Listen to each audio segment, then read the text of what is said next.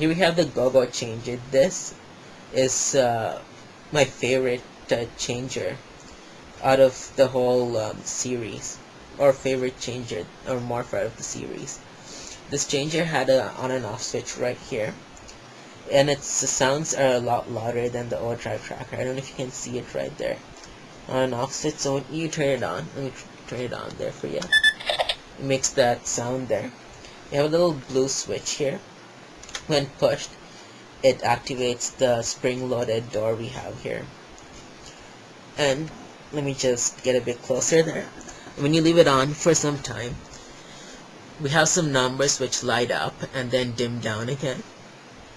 So this is the morph button. This, you press the center button to morph or change. And there's two buttons. There's the go, and then there's the Megazord or Mashinga action. When you press the, says that when you turn the dial real fast,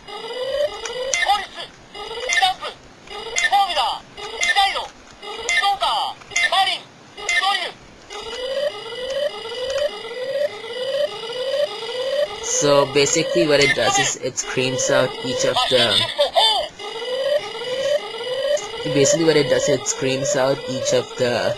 vehicles' names.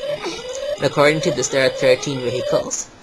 So same thing, when you press the Megazord button and you turn this, it calls out all of the 13 vehicles. And it lights up according to, like, if you're on number 5, it will shout out Marine, which is the Pink Ranger's vehicle. So that's basically what it did. And for battery battery insertion, this little button here, as you can see, this tiny little dot here. Basically, you can't really remove it without having a little object to push it with. I would say use a blunt object. Like, I advise you not to use a sharp one, obviously, because you're going to damage it. So use a blunt object and slide this open, and you can put the batteries in here. Oh, and it had a little thin cloth strap here. And unlike other cloth straps we had, this is a little bit thinner than the usual. And it's pretty big in the sense that it fits in your palm, as opposed to like a different changer or morpher that's a bit bigger. So my overall rating for this is a 10, because I do not have any complaint for this changer compared to the Mercury morpher. For the Mercury morpher, the changers were that when you turn the dial, it did not scream out every Megazord or vehicle name. It only said the 3 vehicle names of the Silver Ranger, of the Mercury Ranger, I mean. And I believe when you turned the dial, it made a noise. It did not actually have any voice sound. And also the Mercury morpher had a blue light on it. And I couldn't tell you if the little door was spring-loaded like the one over here. That's one thing I liked about this. It's pretty cool, because when you press it, it shoots up pretty high. And it was slightly larger, and the wristband was a plastic, apparently. There are reviews on YouTube. If you really want to see the exact differences, you can actually go out there and see what the differences are.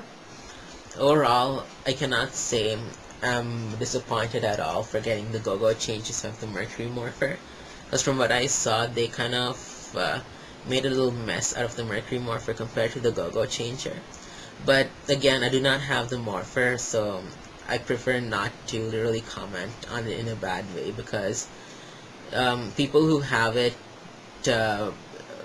know what it's really about, and people who do have it have said some impressive things about it. Have said Bandai America, that is, made a pretty neat attempt at making a really nice morpher there. It does, obviously it's not as good as the GoGo changer. The GoGo changer is a lot better than the Mercury morpher. That's what a lot of people say. I actually haven't heard anyone say the Mercury morpher being better than the GoGo changer. And basically everything about the GoGo change really stands out. It's something that I personally, if I was to be chosen as a ranger or something, this is something which I would like to have, because one way I like to how I like to say the attraction to this morphers, it's like you walk into a store and you see that Rolex watch like shining at you, like saying "get me, I know you want me" type thing. Like that's how it shines out to me. And again, this is a Bandai Japan changer, and as all changers, they're all show accurate. Like Bandai Japan does not change it one bit. Like if you saw the changer um, do something in the show, the chances of it being taken off from the actual merchandise toy is slim to none, because they would not do that to you. But Bandai America has the thing that they love to do of always taking off a lot of the sounds, then putting in their own or doing whatever. So here we have it. These are the two Overdrive trackers and the GoGo changer. And I recommend that you get the GoGo changer because because it has a lot of playability value, and it's just a really nice thing to have on display as well. There's nothing negative about it. Like, I'm actually having to think of anything negative it has, and I can't really come up with anything. The Overdrive trackers obviously do not even come close to comparing with it. I would say it's half as good, not it doesn't even come close, because the GoGo Change has twice the amount of sounds the trackers have, and they're also voice activated.